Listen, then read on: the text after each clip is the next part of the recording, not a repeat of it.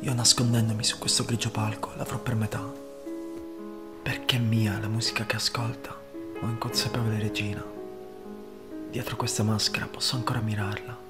Posso osservare il suo incarnato mutare ad ogni complimento e la luce dei suoi occhi farsi viva come le stelle che invisibili fili d'argento tengono appese per addolcirle la notte. Però, aspettando.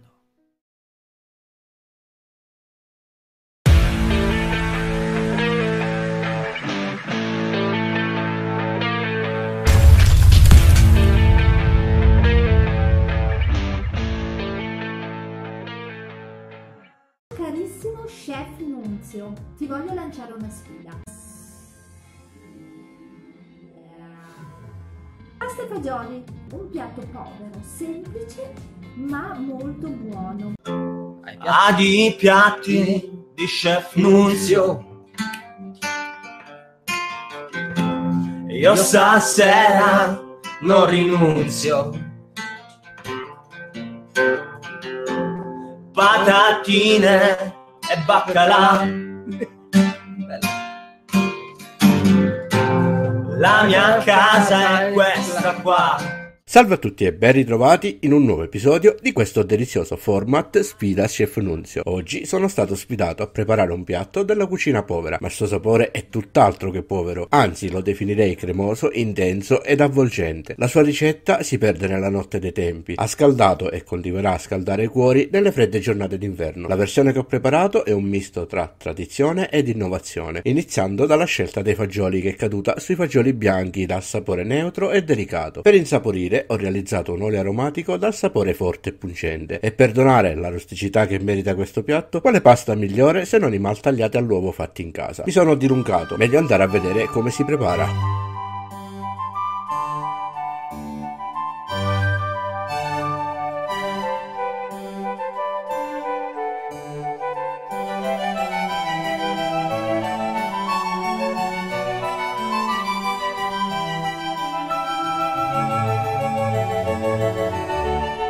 Iniziamo preparando la pasta fresca all'uovo. C'è un video nella rubrica basi per le ricette, trucchi e segreti completamente dedicato a questo argomento. In alto a destra trovi il link della scheda. Procediamo mettendo la farina in una ciotola capiente. Facciamo un solco con il cucchiaio di legno in cui dentro romperemo le uova, un pizzico di sale ed iniziamo ad impastare direttamente con il cucchiaio di legno fino a quanto è possibile, per proseguire poi con le mani. Una volta ottenuta una pagnotta soda, mettiamola a riposare coperta affinché non prenda aria per almeno 10 minuti.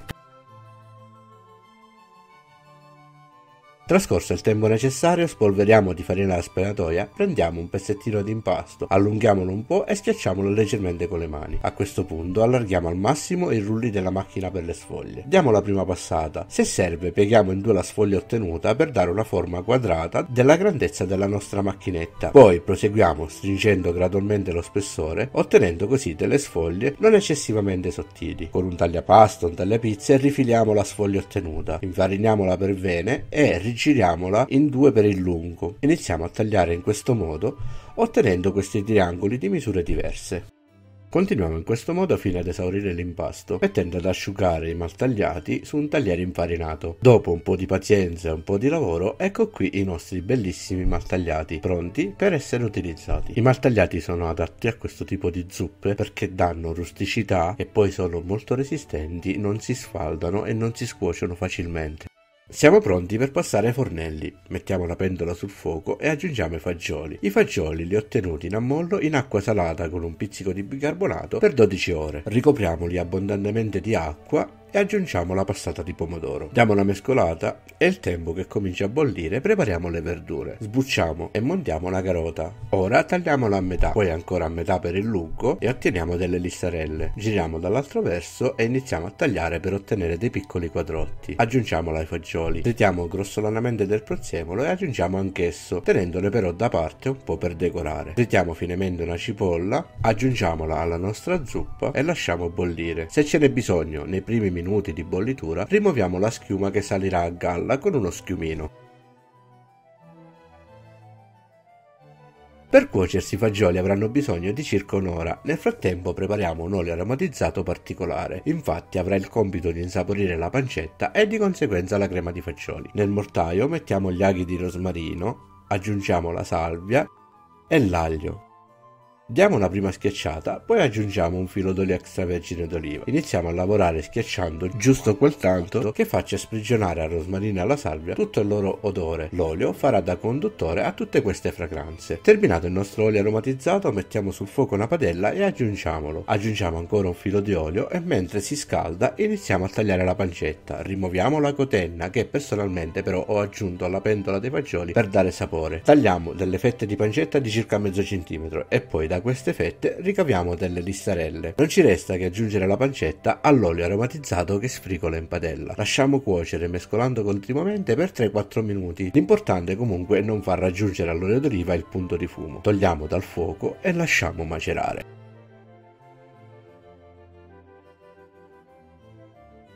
I nostri fagioli sono cotti. Con uno schiumino prendiamo circa la metà dei fagioli e riversiamolo in una ciotola a parte. Infine aggiungiamo anche un paio di mestoli di brodo direttamente dalla pentola. Con un mixer o un passino riduciamo in una mousse liscia e vellutata i nostri fagioli.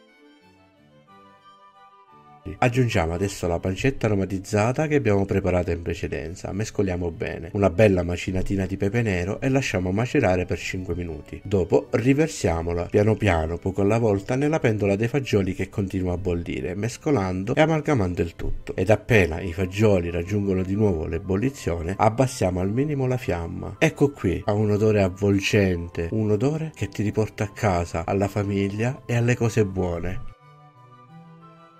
Mettiamo su una pentola con l'acqua, saliamola ed appena bolle buttiamoci dentro i maltagliati. Dovranno cuocere all'incirca 4-5 minuti. Nel frattempo prepariamoci ad impiattare. Per decorare ho messo da parte un po' di prezzemolo, un rametto di rosmarino ed ho tostato una fetta di pane tagliandola poi a rombi. Mettiamo sempre un tovagliolo di carta o di stoffa nel sottopiatto quando serviamo una zuppa. Ha una tripla funzione: la prima non far scivolare la ciotola, la seconda assorbe eventuali sgocciolamenti ed infine è un po' un elemento decorativo. Sul fondo della ciotolina di terracotta versiamo un bel mestolo di fagioli. Direttamente dalla pentola poi tiriamo su con uno schiumino una porzione di pasta e depositiamola all'interno della ciotolina schiacciandola se serve con una forchetta. Riempiamo adesso il più possibile la ciotolina con la mousse di fagioli. Deve dare proprio l'impressione di essere molto abbondante.